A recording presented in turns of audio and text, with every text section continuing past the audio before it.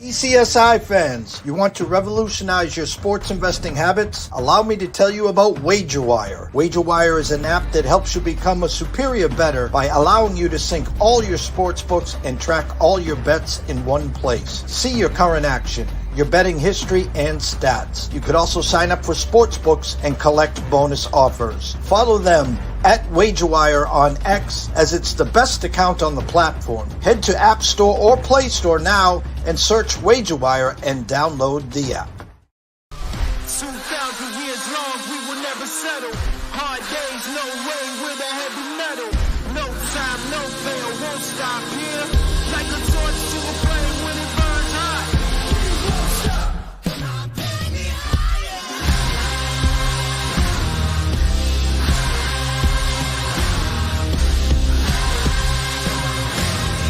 Like a torch to a flame when it burns hot. We won't stop.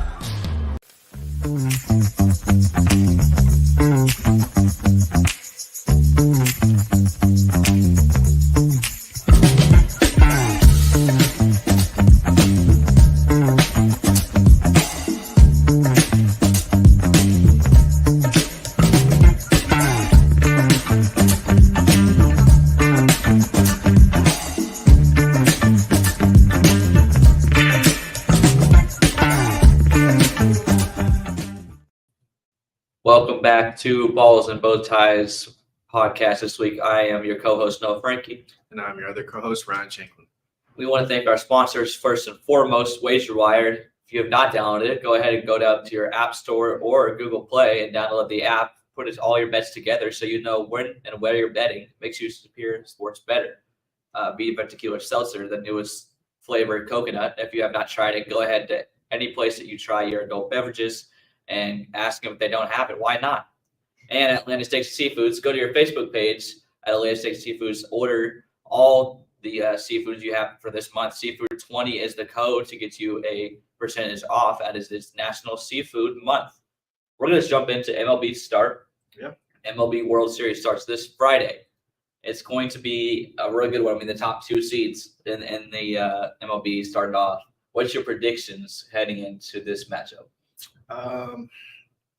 I got the Dodgers. It's going to be must-see TV for sure. Really couldn't tell you why I got the Dodgers. You know, it's just a hunch. Last hunch I had, I did hit. So, but yeah. Yeah, I would say I think I have the Dodgers a slight lean. I think the Dodgers might struggle pitching-wise, right? We've seen that their pitchers are banged up, and so that might be a factor. Mm-hmm. But I think that the overall team, the hitting, the fielding is all goes to the Dodgers. Now, the one thing we have to see that will play a factor is the travel, right? If the Mets would have won, then it would have been New York, Yeah. which would have been way better in Yankees' favor, right? Because we know that they're better than the Mets, and they would have no travel, basically. Absolutely. But now both teams are going to have to travel back and forth almost the entire series, possibly up to Game 7. Yeah. That's going to play a factor, and I would assume it's going to play a factor more on the Yankees, just because the Dodgers, there's not a whole lot of teams out there in LA that they play anyways. They play a lot of their teams in the NL are the Braves, Right. I mean, there's a lot of traveling they have to do anyways throughout the year. They're probably more accustomed to it. Like the Yankees are playing Baltimore, who are right there. The Mets sometimes play right there. I mean, there's just not as much travel. I think that's going to play a little bit of a factor. Absolutely, yeah. The jet lag is a serious thing. But like you were saying, all the teams that the Dodgers play, they are literally all on the opposite side of the country. So it makes it easy for them to get accustomed to that, get accustomed to playing with jet lag and even just playing through jet lag and being able to perform well. As much as I would have liked to have seen that New York series. Yeah, Subway Series. Yeah, that would have been a great World Series finisher. I mean, this still is a great World Series to watch. I mean, these are the top two teams Absolutely. all year long. It wasn't really a doubt. You know, the records might not say it. I know the Dodgers went back and forth with the Phillies and the NL, kind of deciding who was going to take that top record. But we all knew the Dodgers were the most talented team in the NL, and the Yankees the same for the AL. So I'm going to go Dodgers in 6. I think that the Yankees' talent is too good for them to lose anything less. Yeah. But I think with their struggles that Judge has had, I just don't think that they can carry themselves like past team in the Dodgers even 7. Yeah. So we'll see. College football this week was crazy. Texas falls to Georgia in a big loss. We kind of thought that Texas kind of secured that top spot after beating Oklahoma. Yeah. And then we realized maybe they hadn't played anybody. Maybe that was the factor. They hadn't played enough talent. SEC football is it's different. So they faced the real. I'm not gonna say the real king of the SEC because that's between Georgia and Bama, obviously. But they faced one of the SEC legends, really. So it's their true first test and taste of SEC football. Yeah, and we saw Quentin Ewers get sucked out for Archie Manning there. Yes. And that was something we talked about a couple weeks ago with Oklahoma. We didn't know what the leash would be like, and they ended up not being a problem. Yeah. But then, so we kind of assumed it wouldn't be. Again, like there was going to be no talk. And then, third quarter comes around, and Archie Manning's in the game. And he makes a drive that they end up scoring a field goal. And now the game changes a little bit. Ewers ends up coming back in eventually. Yeah. But that kind of shows, it probably hurts a little bit their team in the future. It shows the lack of confidence they have in Quentin Ewers. Mm-hmm. But it also gives Archie Manning a big confidence boost to know I might not be here next year. I'm not really sure where he's going to end up. But they trust me enough to play in the top 5 matchup. Probably the most important matchup, but not in the playoffs. Absolutely. In the year. So that was big for him to see those minutes and just to get the trust behind him. But Ewers, he's dropped in the Heisman polls. He's out of it in my eyes. But you never really know. I mean, it's really between Ashton Jeanty and Travis Hunter at this point. Yeah. There's been a lot of banter on social media. Yeah. They haven't really been jabbing at each other directly, but they've definitely been jabbing at each other indirectly for sure. I don't know if you've seen it. I saw the Ashton Jeanty interview and they talked a little bit about it, and both are right. We've never seen a two-way player like Travis Hunter do what he's doing. Absolutely. It's never been done like that talent that high. But we also haven't seen what Ashton Jeanty's done in the last 4 years since Jim Brown. Yeah. I mean, those are both deserving, I would say, of the Heisman. Yeah. It's just which one do you give to at this point? I mean, it's a toss-up. Yes, it definitely is. I was thinking about this yesterday. I don't know why, because NFL was on, but I was thinking about it yesterday. And I was like, both of these guys, they're definitely going to go to the league. They're both going to go to teams that are going to need them. But I was like, this might be their first year ever where they might have to give 2 Heismans away. It's going to be within a couple votes. Yeah, that's what it's going to absolutely. And to me, if there's any person other on that ballot that gets a vote, that's insane. Yeah. Not unless they both fall off the face of the earth. Yeah, and even then, it would be tough for me to not give it to one of them. Yeah. We saw Tennessee beat Alabama. Alabama catches another. Yeah. They've been struggling. I mean, they beat South Carolina the other week, but squeaked it out. Yeah. And now Tennessee comes in after losing to Arkansas a couple of weeks ago, and they need a victory too. Now it's to determine of who's gonna pull it out, who has more motivation. And Tennessee ends up being the tougher team defensively, like we said. When Tennessee's defense is on, that's what makes them better. Yes. We saw the game they lost for Arkansas. Their defense wasn't on, and not that their offense, they should be held liable a little bit too. Used to score more than 20 points roughly what they did versus Arkansas, but they're a top defense in the league, and it's undoubtable that when they're on, they're one of the top 5 teams, if not 10. Absolutely. Bama's defense had no response to Dylan Simpson. 2 touchdowns, 140 yards. Yeah. I mean, they really weren't able to stop the offense as a whole because even with Nico, 14 for 27, basically 200 rushing yards, 194, 1 interception. But, I mean, that didn't make or break the game, but he also had a throwing touchdown. So, I mean, that just goes to show you that the lack of – I don't even know if it's just awareness or motivation or what that's going on with Alabama, but they never had the struggle, Coach Saban. So it's hard to say. I mean, the tough part is I think the coach is a good coach. Don't get me wrong, but Alabama is going to have a quick leash, and when you have 2, possibly 3 losses at the end of the year, they might even pull you after 1. Yeah. So it's going to be hard for him to go anywhere else. It's like we said, that's why not a lot of people wanted the job, to be honest, because it's hard to fill in shoes like that. So. Yeah, even if you went perfect, they still might have been upset with something. Yeah. So unless you get a national championship, it's over. But this week is a lot of good matchups, though. Yes. We'll go ahead and look at a couple of those. We're going to start with the first-ranked matchup of the day on Saturday, Notre Dame versus Navy. This is a big game for both of them. I would say arguably more for Notre Dame. I don't think Navy makes the college football playoffs in my eyes. But if they keep it close, then maybe, gives them a fighting chance. You never know. Yeah. But if the Navy knocks them off, Notre Dame's probably out, in my opinion. Yeah. Just because there's so much controversy. You're not going to see a solidified number 10 to 12, really. Yeah. Maybe even 8 to 12. There's going to be a lot of variety in votes on who gets those. So they're going to have to win to get the voters' minds to say, yeah, we're one of the top 12 teams. Yeah. I do agree with you that it might be a bigger game for Notre Dame, but I will say it's a big game for the Navy just because they're undefeated, 6-0. They're ranked number 24. If they can beat a top 25 or they can beat a 12 seed, Yeah.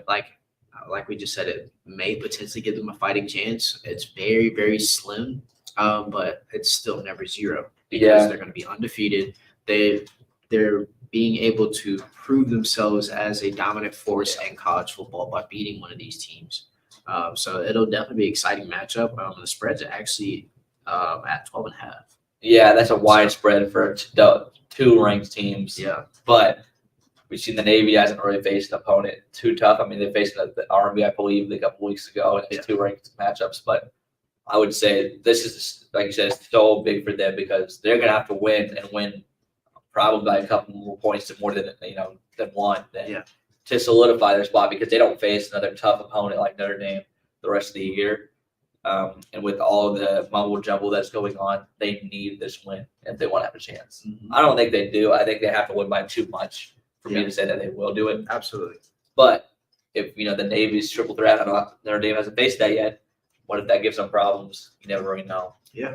And then you have Illinois, Oregon, number 1 seed. Oregon jumps to the top first time this year for them.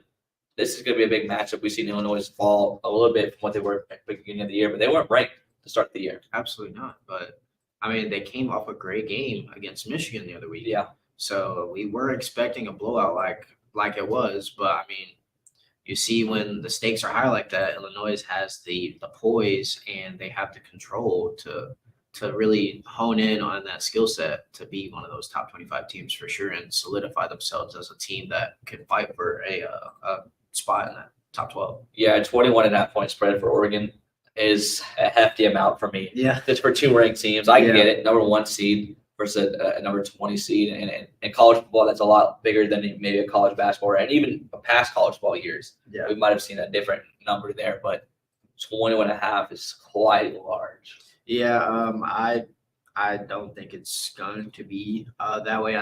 I was thinking more of like a 7.5, in between like 7.5 and like a 14. Yeah. I see a 2 touchdown game for sure. Probably in favor of Oregon. Yeah. Just because they're number 1, but we've seen how many number 1s this year? 4 number 1s. Yeah. Georgia, Bama, Texas, and now Oregon. Yeah, it's going to be tough. So, they need to solidify this spot. Yeah. But like I said, they're getting hot at the right time. We saw them struggle with it early in the year. Not struggle, they still won games, but they weren't themselves. They weren't dominating teams they should be dominating. Yeah, absolutely. But they're catching the stride at the right time, which is what's important, right? Yeah. You want to be your best football now at this point in the year, and not in week 1, like we kind of saw with Georgia, even though they're coming back hot now. Yeah. But there's still more matchups to go. I mean, Missouri, Alabama, both of them desperate for wins. Man, this is a big game for both crews. Just because right now nobody has Mizzou in.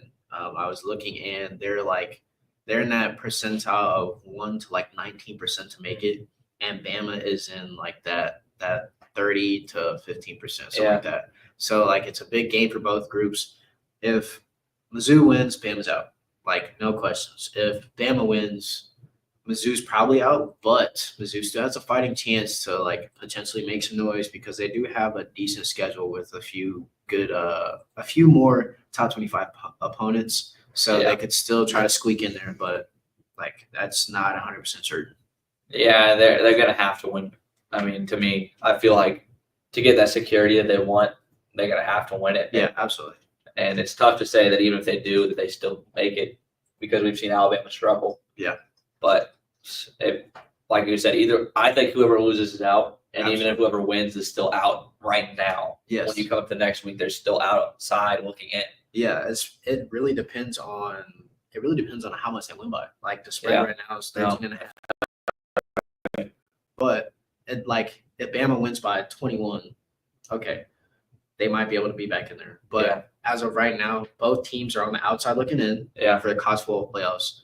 And no matter whoever wins, they're still on the bubble. Yeah. And whoever loses, they're like long gone out. Yeah, it's going to be tough. 13.5 is a wide number. We did see Mizzou struggle, but they do show up in big games. Yeah. So it's hard to say that there's going to be that big of a score. But I get it, right? Alabama needs a win, and they're Alabama. Yeah. You know, that the sports books are not going to, give them a close spread because everybody's going to hop on it. They lose money either way. Yeah. But there's two more games we want to look at this week in Texas versus Vanderbilt. Vanderbilt jumps into the top 25 for the first time in a long time for them. First time this year for sure, but Texas needs to respond with a win, right? Like a huge win. Yeah. Texas has to win this game because if they lose, they're probably on the bubble too. It really from 1 all the way down to like 15, all these teams have to win out the rest of the year. Yeah. They can't take any more big losses to ranked schools, let alone unranked schools, because there's still some schools out here that are beating these ranked teams that are unranked. So Texas has to win. Vanderbilt wins. Texas is probably on the bubble. They might be out, but I still don't see Vanderbilt getting in. But they've been a great team this year. They've beaten 2 ranked opponents. And their 2 losses are close. Exactly. And they're, 2 ranked teams, if I'm not 2 mistaken. ranked teams. Exactly. So it's good. I don't see Vanderbilt jumping it up, to be honest, unless they kill Texas. Yeah. But Texas is a must-win situation just to prove to their the voters, look, we're not this team that we played like last week. We're better than this. Yeah. We just weren't prepared. And that's the best you can have at this point. Yeah. But there's big game to finish the night. ABC, ESPN Plus, LSU versus Texas A&M. Saw LSU take a big victory versus Ole Miss a couple weeks ago. And Texas A&M had a big victory a couple weeks ago too, if I'm not mistaken, versus Mizzou, maybe. Yeah, Mizzou. So Texas A&M needs to win more than LSU. Yes. But if LSU wins, okay, it might jump them into the top 5. I think so because, both teams are 6-1 right now. But all these teams have been inconsistent within the top 10, even within the top 5. LSU has been the only consistent team. Yeah. Whether it's consistently winning by small margins or consistently winning by big margins, they're still winning either way. So if they win this game, I think they're in top 5 for sure. College football is going to be a whirlwind to come down to it. We kind of thought with the 12-team playoffs that maybe there would be more gap between, there'd be like the top teams, the top 15, and that's not the way it's been. No. It's been top 30, to be honest. I think it's given everybody extra motivation to play well, and I think that's why we're seeing the level of competitiveness from these lesser ranked schools for sure. Well, and think about like as a big recruit, I don't need to go to an Alabama to get in the playoffs anymore. Yeah. That plays a factor, right? Because some of these schools are offering big money to like 2 or 3 guys. Yeah. I can go to Alabama, I'll probably make the playoffs. Or I could go to, a team like Illinois and make, $2 million and still sneak in, might not win it, but my name's out there. I'm in the playoffs. I'm on the big, scouting report eyes in the playoff. Like that's all huge stuff. It's all important stuff. So we'll see how it finishes out this year. It'll be really interesting, and there'll be surprises. I know there will be. Absolutely. When the voting comes out. Yeah. But we'll be back with NFL action after this commercial break. Stay tuned. 2,000 years long, we will never settle. Hard days, no way, with a heavy metal. No time, no fail, won't stop here. Like a torch to a flame when it burns hot. We won't stop, come on, baby, higher.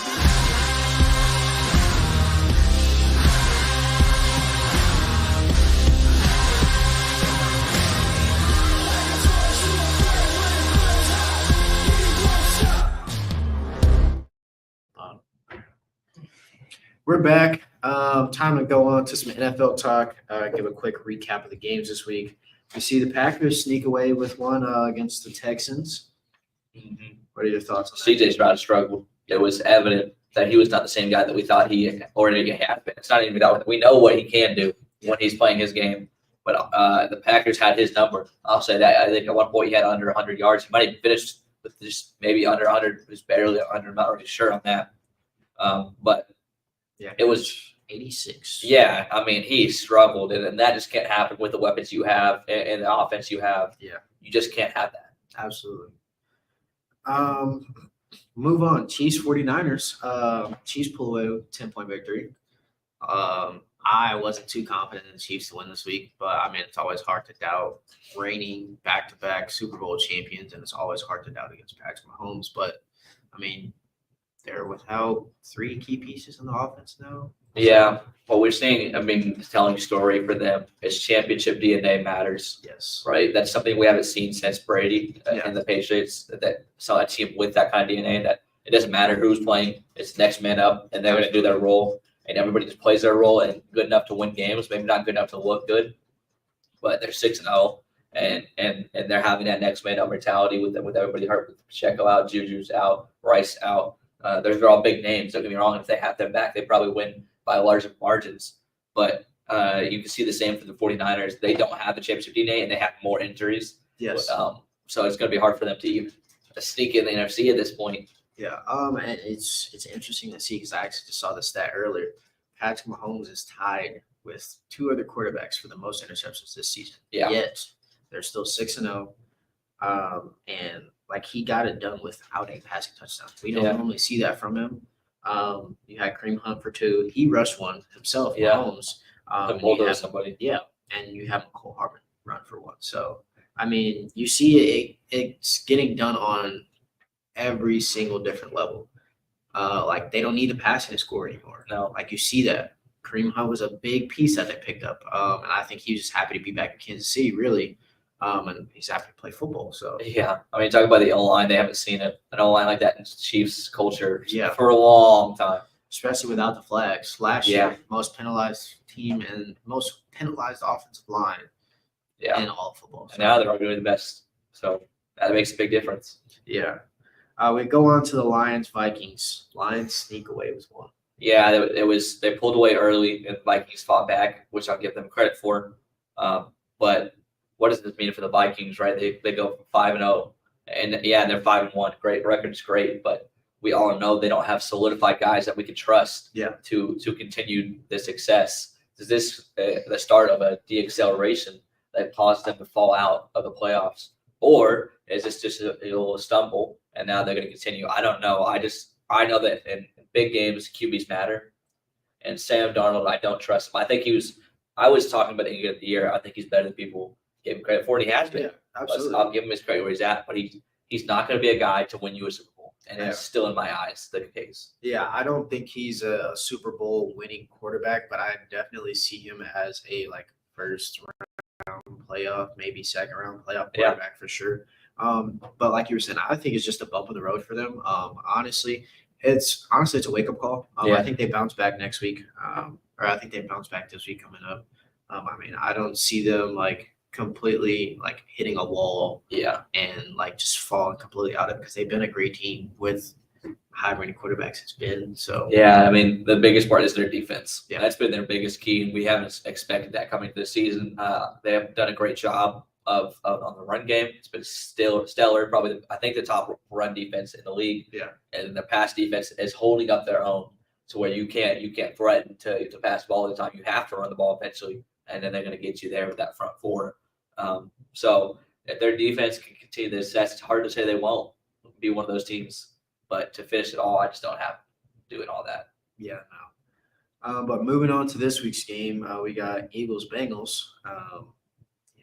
Initial thoughts. Eagles, they did win versus the Giants, but there's a lot of controversy going on in that team. Yeah. There's a lot of struggles they're having. We did not expect them to – I mean, the record's 4-2, but they have not played 4-2. No. And to be real, coming into that Giants week, we all know they were going to win. Yeah. So they're really 3-2. But victories are victories. So it is what it is. In the NFL, you're going to have kind of those bum teams you have to play. But Sirianni is still in the hot seat, 1,000%. Yeah. I don't even care if they win the Super Bowl. I still want him out, to be honest with you, just because his culture, it's not there. Yeah. Yelling at the crowds. Yeah. It's not it.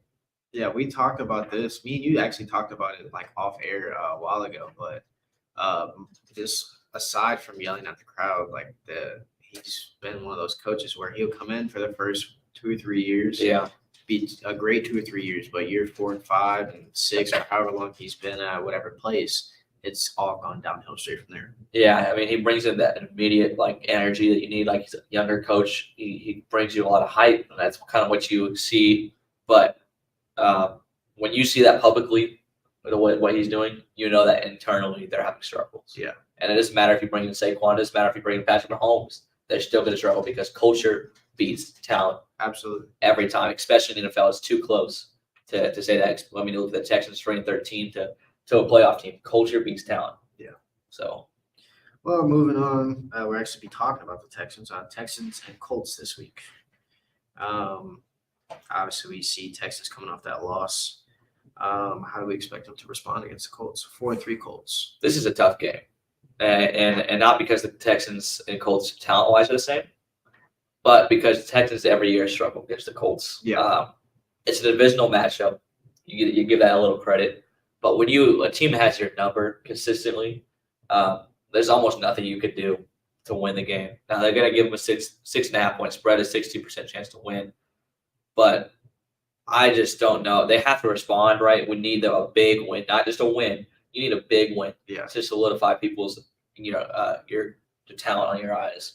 And Indianapolis is just going to come out hungry because they know that if they win this game, they jump to the first in the division. They might even pull away a little bit because Texas might slip if they lose 2 in a row. Who knows? Maybe it's 3, maybe it's 4. Yeah, it's going to be a big game for both teams. Yeah, and it's absolutely a big game for both teams from the quarterback standpoint alone because CJ Stroud is struggling right now. We see that obviously from last week. They didn't even get 100 passing yards, but we also see Anthony Richardson. He's not been having the best 2 years either.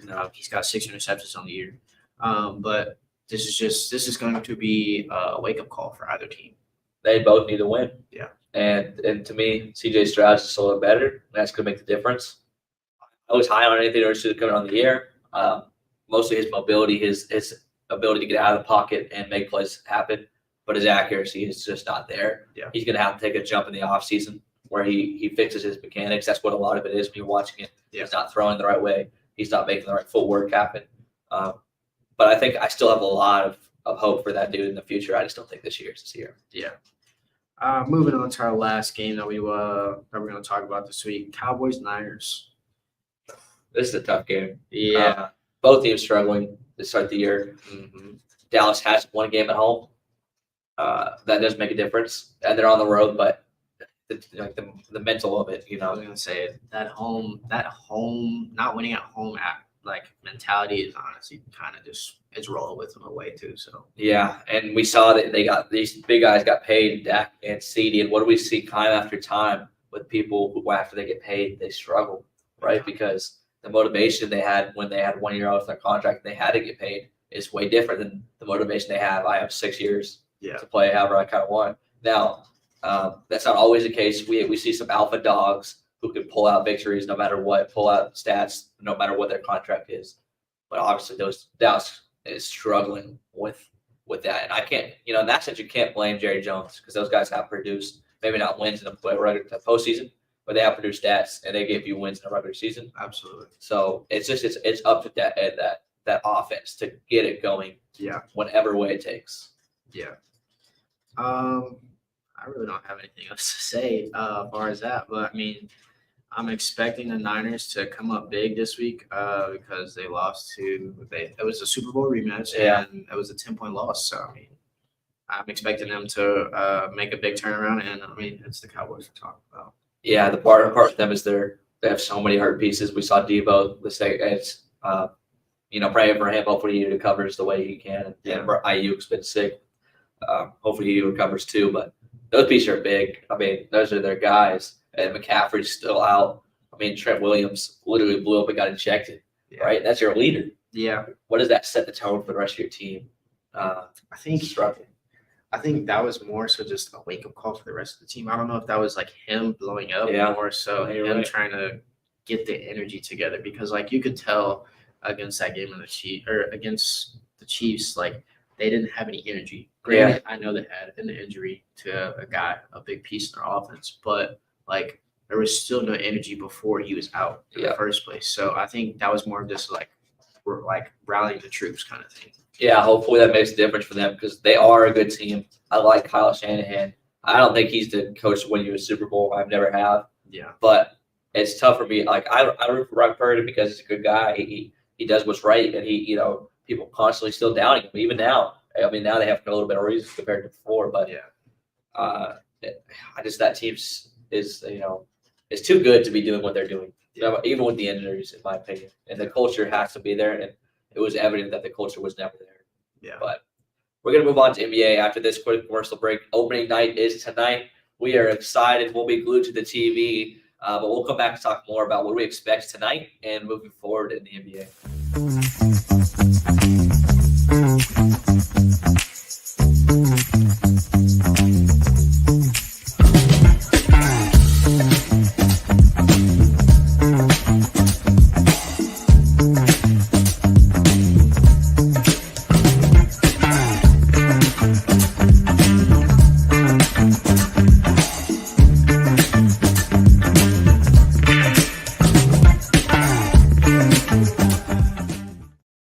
NBA opening night is tonight.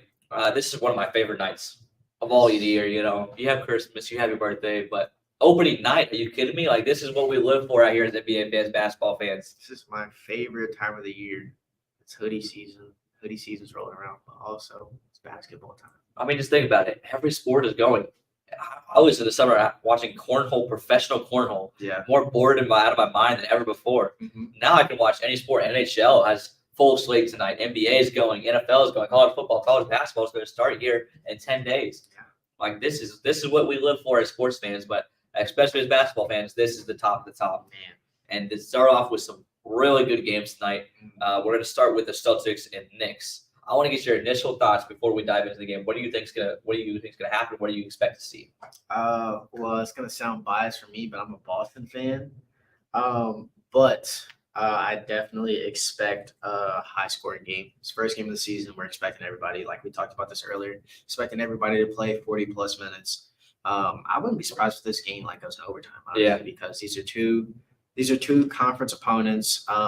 They're normally going to see each other like semifinals or conference finals every year because they've been performing exceptionally well. And we know most of the talent is in the West. Yeah. So it makes it a little easier for the teams in the East to find out who the top dog is and just continue with that. But I mean, look at this spread, 5.5. We were talking about this earlier. Yeah. I understand it. Yes. Reigning champions. They're going to come back. They're going to be hyped. The break ceremony, the music, the crowd, everything's going to be there, right? Yeah. There's no reason they shouldn't win this game. Absolutely. But when you see a healthy Knicks team that's going to be playing their guys, like you said, 40 minutes plus, Jalen Brunson's going to be out there, Bridges, these new guys. It's hard. This is Villanova over again, right? And they've constructed this team built off of their great grind. They're going to play hard, and they're going to beat you for 48 minutes, and that's their grind, right? I love that it's at TD Garden. I wouldn't mind Madison Square either. Yeah. But I would say this top-level talent is some of the top in the league. Like, if you look at the top five for both teams, I would argue their talent that is the two top ones in the league, right? Knicks struggle with depth. We've seen that. Yes. Probably doesn't matter anyways because of the way they're going to play. But Celtics, their depth is a little deeper, but they're not as deep as some of the teams that we've seen in the past, like the Denver team when they win the Super Bowl, even or the Washington team before. Yeah. So this is going to be interesting because those guys are all healthy. They're all should be conditioned. We see this in the NFL. They struggle to start the year up. The NBA usually doesn't happen as much because they play their guys in the preseason. Yeah. But this is going to be, an absolute game. Talk about a 221.5 over. I'm hitting that. Yeah. Absolutely. I just don't see a way that these teams are not back and forth all night, especially the fourth quarter. And like I said, I see an OT game. Yeah. I'm not that's the other reason why I said OT, because at 221, I think it's going to go well over. Just because like I said earlier, it's going to go into overtime. But we talked about it, 40-plus minutes. You got superstars. You got Villanova U versus Boston. I got Boston, and this is me coming unbiased. I have Boston for the sole fact that they're getting their rings. Yeah. It's in front of home crowd. It's the first game of the season, and it's opening night. If that doesn't speak volumes enough for the home team already, then I don't know what it is. I'm going to play devil's advocate here. I think that Tatum coming off having to be, peak tier, he has to be super healthy for the Olympics. Now he didn't play that much. Yeah. Derek White played the Olympics. These guys had to be in their prime longer and to the offseason than usual. I think that plays a little bit of a factor. I think the Knicks sneak one out in an overtime game, but I think Boston goes on rattles off another 15 to 20 wins after. Not that it's that extreme, but you kind of get the idea of what I'm saying. Yeah, absolutely. So it'll be interesting. This is the game I would, if anybody was asking me what would you want to start the NBA off, that would be the game I want to see. Yeah, I understand like it's on the East Coast, but I wish it was the last game. Like, don't get me wrong, this Lakers Timberwolves matchup, it's gonna be a good matchup, but this is the matchup on opening night that you want the last game. Like you want to stay up late watching that game. It's the top team versus the most anticipated team. Yes. And that's what you love to see. And the NBA knew what they were doing when they scheduled that for sure. Yeah. But we do have one more game tonight. The Lakers versus the Timberwolves. Yeah. That's going to be an interesting one. What's your thoughts? I got Timberwolves. And it's kind of hard to go against them. Granted, like, don't get me wrong. It's Lakers. Yeah, they got LeBron. They got AD. They got Dalton Connett. He's going to be a big piece for them this year. Yeah. They got Austin Reeves. You name it. They got some depth. The chemistry. You see it every year. It's at some point in the year they struggle with chemistry. Yeah. You see with the Timberwolves last year, granted they've lost Cat. Their chemistry is always there. Defensively, you got Rudy Gobert. Top team. Yeah. But you also pick up a big piece with having Mike Conley, and you also pick up a rookie piece that's going to be key for you and Rob Dillingham. Yeah. Because you didn't have a guard last year, really. You had Ant running 1, 2, and 3. So it's big for them this year. I don't see Rob starting right away, but I see him at some point in the year probably getting a start for sure. But it takes a little bit of the load off of Ant, at least not per se scoring wise, which it could definitely be scoring. But I just see like the facilitating role and being able to see the floor. He doesn't have to do that as much anymore because that's going to be on Conley and that's going to be on Dillingham. I would say there's arguably more storylines in this game than the first game, right? Yeah. You see a new head coach in JJ Redick. Mm-hmm. What does that change offensively and defensively? Right, we know the game, like the analytical mind that he has, one of the smartest to ever do it. But how does that do? Is that something that like the Timberwolves not prepared for? They don't know what offense they're going to run, or did the preseason show them enough to know what they're going to, they're going to run that motion and get you into a ball screen and a triangle kind of offense. But then on the other side, like you said, Cat's gone. This is Ant's team. They declared it. They give him the keys now to say, go do your thing. We want you to be our head guy.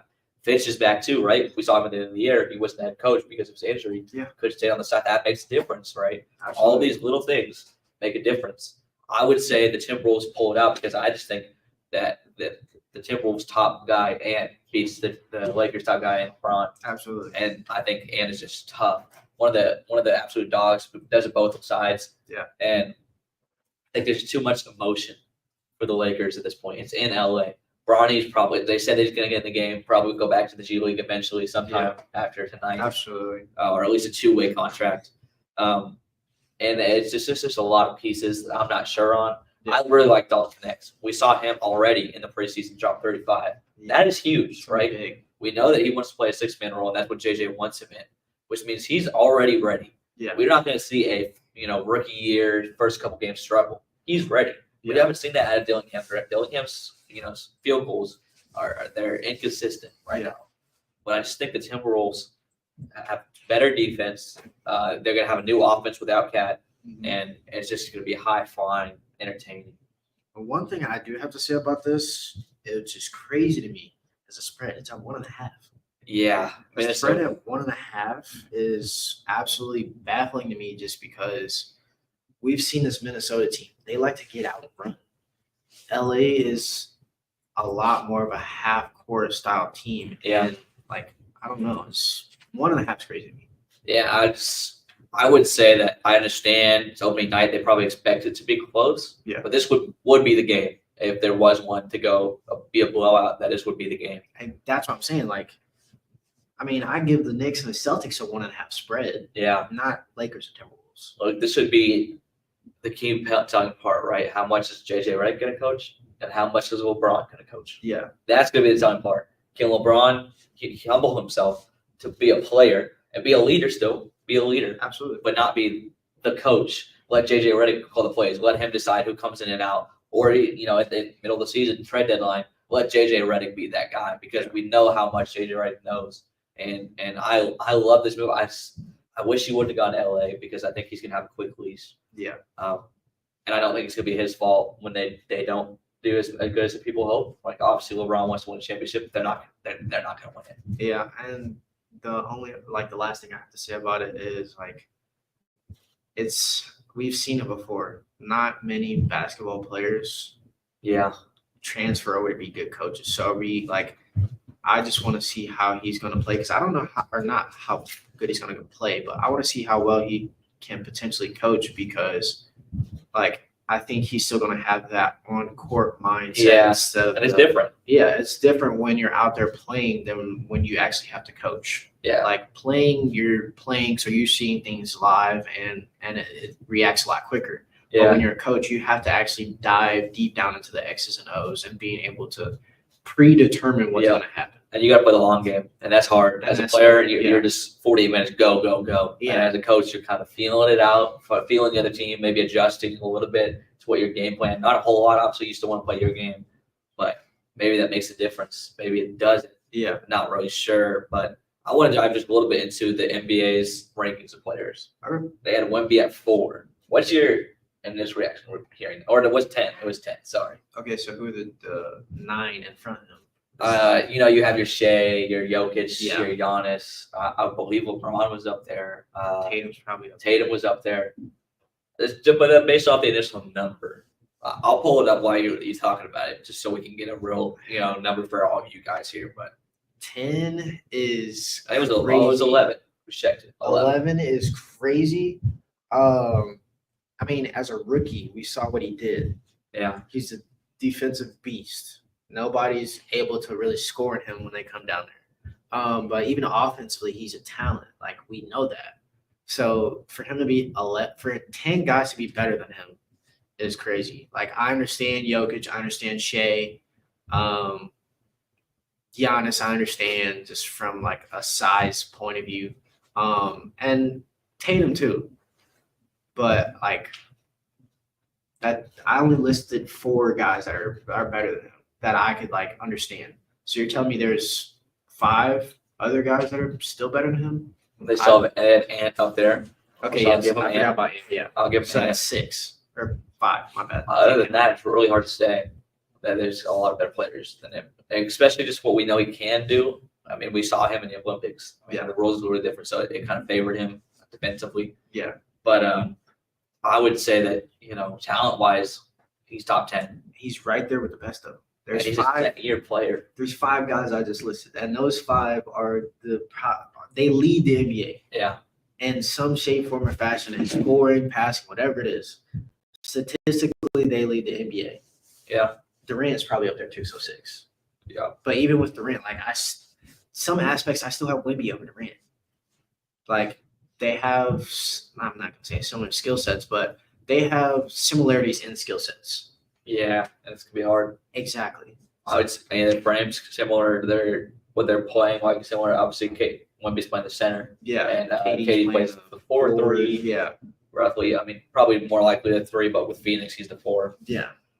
It's tough to say that, that he's not, the top guy, in my opinion. I get it.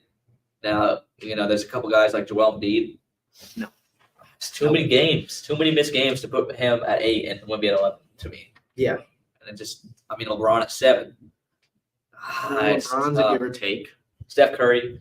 Yes. I would still give him it, right? We saw when he got hot in the Olympics, he's the best player in the world. Absolutely. It's not even close. Nobody's able to. You can try to contain him, but even with trying to contain him, it's extremely hard and it's not very doable. So we're going to just go quickly through a couple of key games the next couple of days, right? All the first games here. Bucks, 76ers. And quick thoughts. Who you got winning and what do you think the difference is? Bucks. Health. That's it. It's health. Yeah. PG's out. We just heard about him not playing back to back. The only reason I see them being able to stay in this game is Tyrese Maxey and potentially Jared McCain. They're both out. George and Embiid Bucks. Go ahead. Now, we're going to look at a couple of other games to get to. The Suns and Clippers collide. Sounds like he's probably out too. Yeah, they said he was out. Yeah, he's gone. Give me the Suns. KD's gonna have a good opening night. Yeah. Beal, he performs well, but at Yeah. the start of the season, so I expect him to perform well. And Devin Booker's just gonna be Devin Booker. He's Devin Booker every night. So whether that's 20 Yeah. points, 30 points, or 15, he's still gonna perform. So yeah, I got the Suns there. Yeah. And then the last big game of the weekend, arguably what they're calling the biggest game of this 3-game stretch where they all start their first games. Thunder Nuggets. The Nuggets have -2.5. That's going to be interesting. What do you got? Thunder Nuggets. Yeah. I don't know. It's hard to bet against the Nuggets. I might have to go against you and go with the Nuggets. Yeah. But it's hard to bet against Shea. I can't do it. They have all the motivation in the world, right? Exactly. And they have future. They have their team now. They just have everything in place. They still have picks. They still have lottery picks. And they still have top 10 picks that they still haven't yet to use. And they still got motivation. Yes. Shoot, a motivated Thunder team. That team's always dirty when they had nobody expecting to win. And now they're expecting to win. They got motivation coming off of that loss versus Timberwolves. That's going to be a great game on Thursday night. I wish it was earlier. I wish it was tonight, to be honest. Put 3 games out there. I'd be okay with that. I understand you can't watch all 3 at the same time. But they knew what they did, or they know what they're doing because they scheduled it as one of the last games. It's them and it's the Timberwolves and Kings, which is also another great matchup. It's going to be a good one. NBA, we'll be back next week to go over the initial thoughts of and reactions, maybe overreactions based on what's happened. But thank you all for joining us. Like I said, my name is Frankie. My name is Rhyan Shanlin. And we appreciate all of you. Have a fantastic day.